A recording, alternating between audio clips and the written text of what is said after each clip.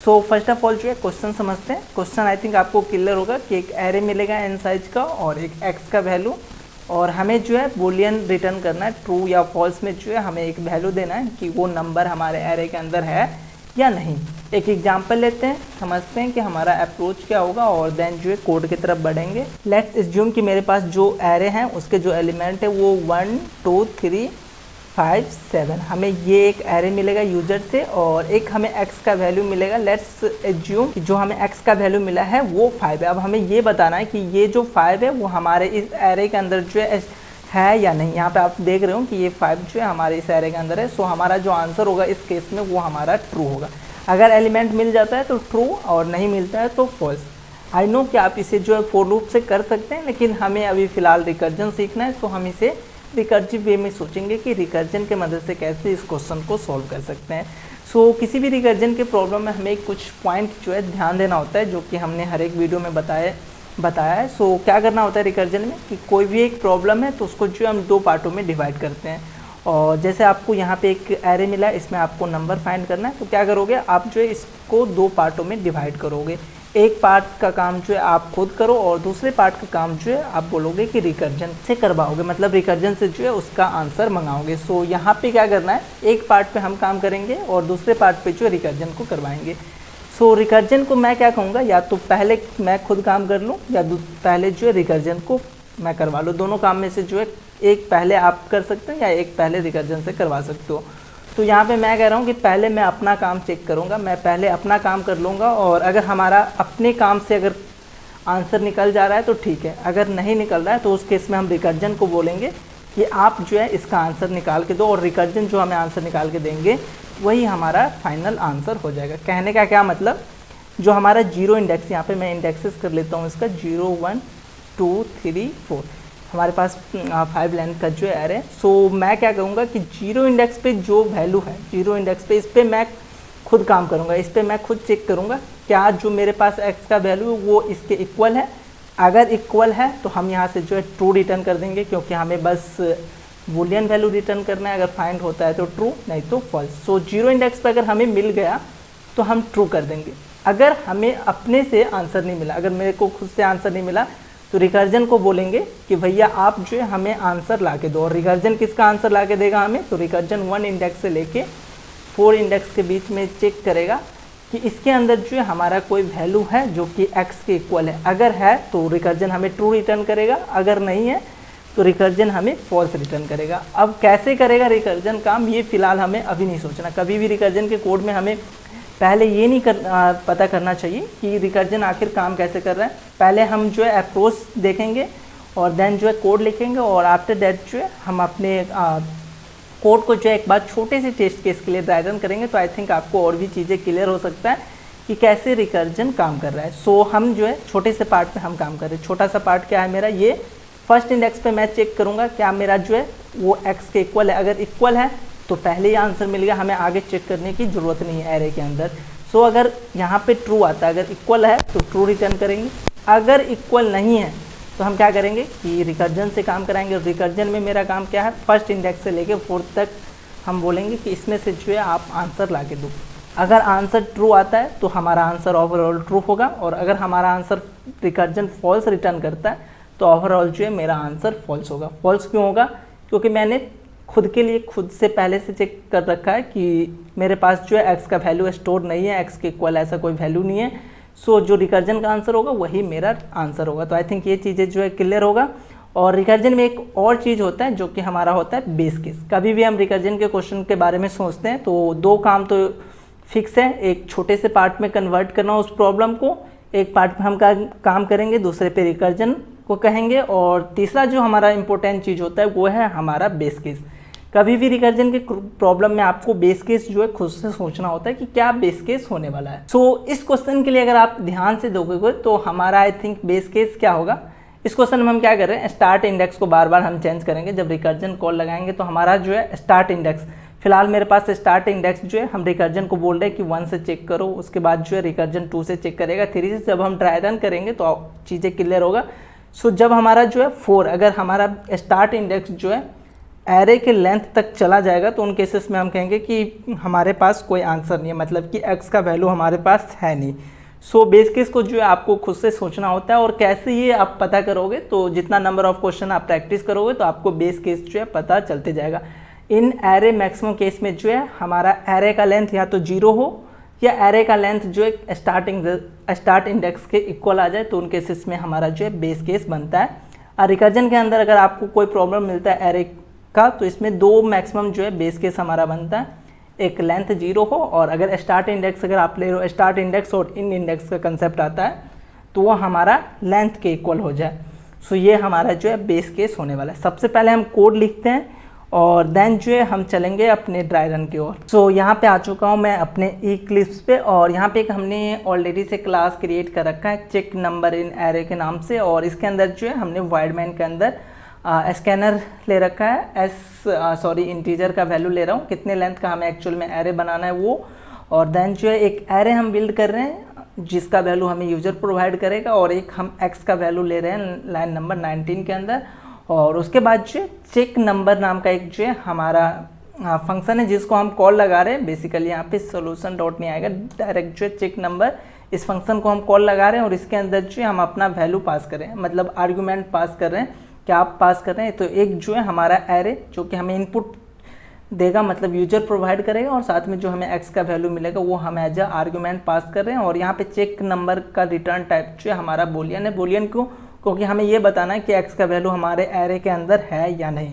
अगर है तो हमें ट्रू रिटर्न करना है जो कि बूलियन का वैल्यू होता है, और अगर नहीं है तो बूलियन का दूसरा वैल्यू, दैट मीन्स आपको फॉल्स रिटर्न करना है। और इसको मिल क्या रहा है, तो एक इनपुट नाम का एरे और एक्स का वैल्यू मिल रहा है। आपका काम है कि आपको बताना है कि एक्स उस एरे के अंदर है या नहीं। सो सबसे पहले हम एक छोटा सा एग्जांपल लेते हैं जिस पे हमें काम करना है। लेट्स एज्यूम जो हमें एरे मिला है 1 2 3 5 7, और जो हमें x का वैल्यू मिला है वो हमारा क्या था, 5 था। तो सबसे पहला काम क्या है कि एक पार्ट पे हम काम करें, और अगर हमें अपना आंसर मिल जाता है पहले ही पार्ट पे, मेरे अगर ढूंढने से x का वैल्यू मिल गया वहीं पे, तो वहाँ से रिटर्न कर दे ट्रू, और नहीं मिले तो फर्स्ट इंडेक्स से लेके, यानी कि यहाँ पे फर्स्ट इंडेक्स से लेके जो भी हमारा यहाँ फोर्थ इंडेक्स है, सो फर्स्ट इंडेक्स से फोर्थ इंडेक्स तक का जो भी डाटा है उस पर जो है रिकर्जन चेक करें कि बेसिकली हमें जो है x का वैल्यू उसके अंदर मिल रहा है कि नहीं, वो हमें रिकर्जन बताए। सो हमें जो है इंडेक्सेस पे टेबल्स करना है,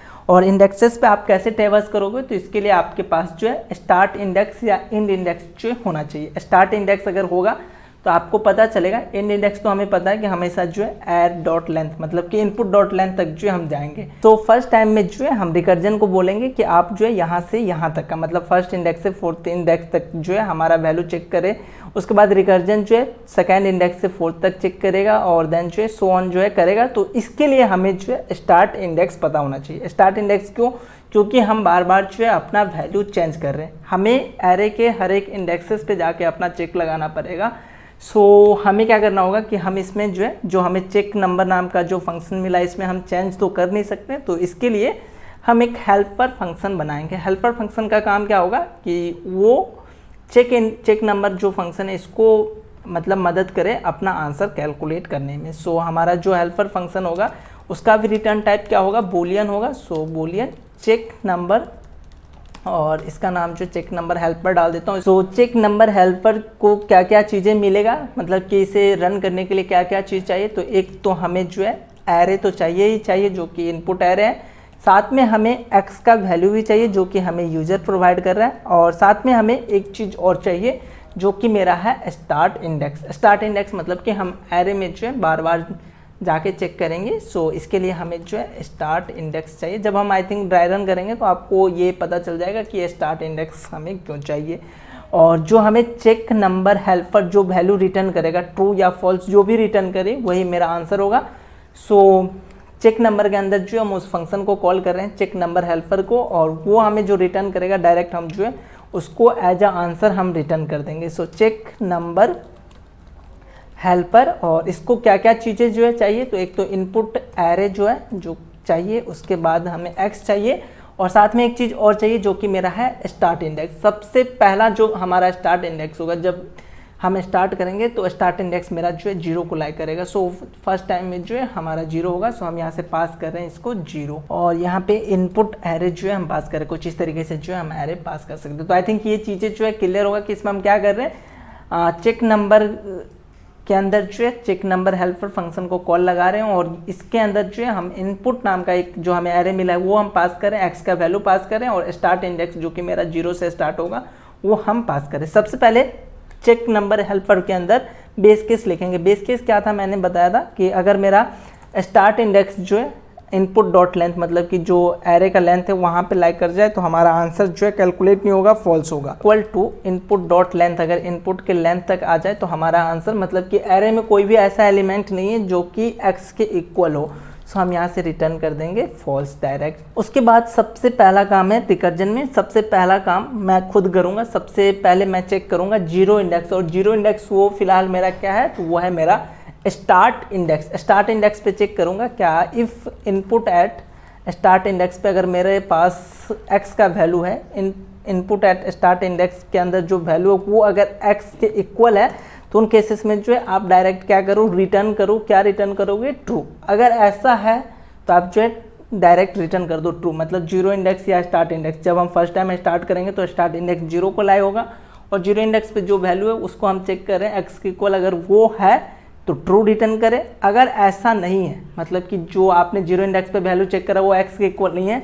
तो रिकर्जन को कॉल लगाएंगे। और रिकर्जन को कॉल कैसे लगाएंगे, तो सेम फंक्शन को जो है हम एक नए आर्गुमेंट के साथ जो है कॉल करते हैं। तो चेक नंबर हेल्पर फंक्शन को कॉल करेंगे। इसको 3 चीज़ चाहिए। 3 चीज़ों में सबसे पहला जो है हमारा इनपुट एरे होगा जो कि एटीज होगा, एक्स का वैल्यू जो हमें चेक करना है वो होगा, और नेक्स्ट टाइम जब हम पास करेंगे तो अब मेरा स्टार्ट इंडेक्स जो है 1 से इंक्रीमेंट होगा। 1 से क्यों इंक्रीमेंट होगा, क्योंकि स्टार्ट इंडेक्स शुरू में 0 था। 0 इंडेक्स में हमने चेक कर लिया कि वहाँ पे जो है हमारा कोई भी वैल्यू नहीं है। अब हम क्या करेंगे, फर्स्ट इंडेक्स से जो है चेक लगाना शुरू करेंगे। मतलब मैं बोलूँगा कि आप जो है फर्स्ट इंडेक्स से लास्ट इंडेक्स तक के अंदर जो है रिकर्जन को बोलेंगे कि इसका आंसर कैलकुलेट करके दो। अगर इसके बीच में है तो ठीक है, नहीं तो आप जो है रिटर्न कर देना फॉल्स। सो यहाँ पे स्टार्ट इंडेक्स +1। आई थिंक आपको ये चीज़ें जो है क्लियर होगा कि हम यहाँ पे स्टार्ट इंडेक्स +1 क्यों कर रहे हैं, क्योंकि अगर 0 इंडेक्स पे वैल्यू है तो वहाँ से जो है डायरेक्ट वो हमें रिटर्न कर देगा ट्रू। अगर 0 पे नहीं है तो हम फर्स्ट इंडेक्स से जो है कॉल लगाएंगे, वहाँ से बोलेंगे लास्ट तक का कि आप जो है उसका वैल्यू ला के दो,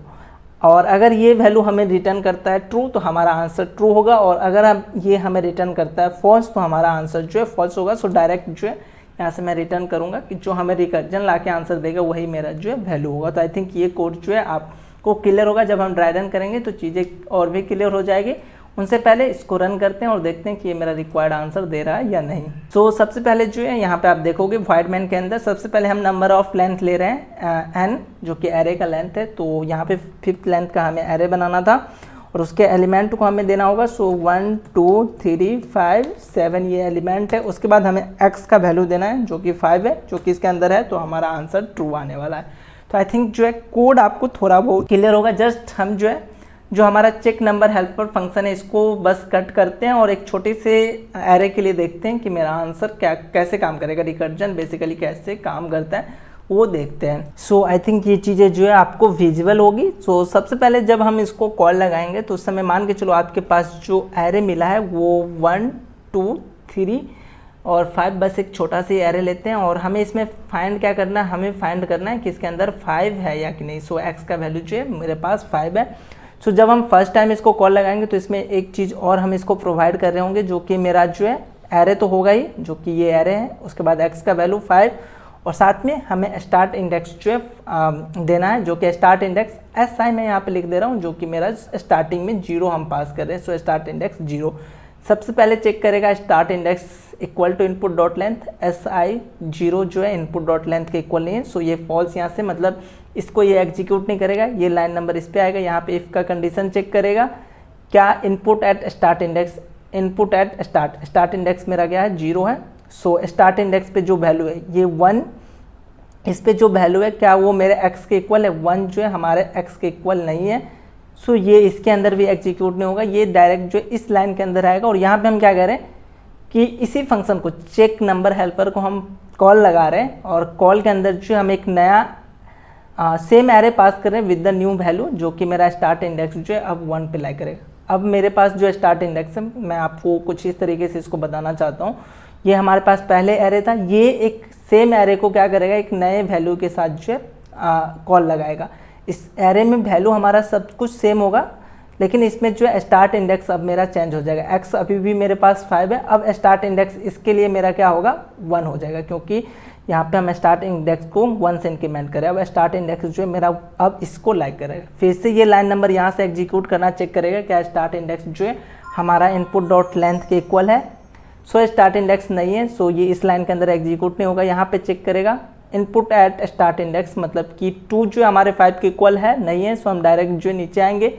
ये एरे क्या करेगा, एक और नए फंक्शन को जो है कॉल लगाएगा, मतलब सेम फंक्शन को कॉल लगा रहा है विद द न्यू वैल्यू, जिसमें हमारा स्टार्ट इंडेक्स जो है चेंज हो जाएगा। सो 1 2 3 5, इसमें x का वैल्यू सेम है 5, स्टार्ट इंडेक्स जो है अब मेरा चेंज हो जाएगा, जो कि मेरा 1 से इंक्रीमेंट होगा। सो यहाँ से आप देख सकते हो कि स्टार्ट इंडेक्स को हम हमेशा 1 से इंक्रीमेंट करें एक नए कॉल में। सो स्टार्ट इंडेक्स जो है अब मेरा 2 को, मतलब कि इस इंडेक्स को ये लाइक कर रहा है, इस एलिमेंट को लाइक करेगा। फिर से ये ऊपर से एग्जीक्यूट करना शुरू करेगा। स्टार्ट इंडेक्स मेरा इनपुट डॉट लेंथ के इक्वल है नहीं है, सो डायरेक्ट इस इफ़ के अंदर आएगा क्या इनपुट एट स्टार्ट इंडेक्स, मतलब ये 3 जो है हमारा 5 के इक्वल है, सो नहीं है। सो डायरेक्ट जो है फिर से सेम फंक्शन को कॉल करेंगे स्टार्ट इंडेक्स का, इस समय एक नया वैल्यू के साथ जो है हम कॉल लगाएंगे। सेम एरे 1 2 3 5 सेम एरे जाएगा उसके अंदर, और इसमें हमारा x का वैल्यू जो है सेम जा रहा है। x के वैल्यू में हम कोई चेंजेस नहीं कर रहे हैं, चेंज हम बस कर रहे हैं स्टार्ट इंडेक्स, जो कि 1 से इंक्रीमेंट करेगा। स्टार्ट इंडेक्स मेरा क्या है, यहाँ पे 3 को लाइक कर रहा था, अब ये जो है 5 को लाइक करेगा। ये फिर से यहाँ पे चेक करेगा, ऊपर से चेक करना शुरू करेगा। स्टार्ट इंडेक्स मेरा इनपुट डॉट लेंथ के इक्वल है। इनपुट डॉट लेंथ मेरा क्या है, अगर लेंथ इसका कैलकुलेट करोगे तो हमारा 4 आएगा यहाँ, और स्टार्ट इंडेक्स अभी 3 है, तो इसके इक्वल है नहीं, सो हमारा ये एग्जीक्यूट नहीं होगा।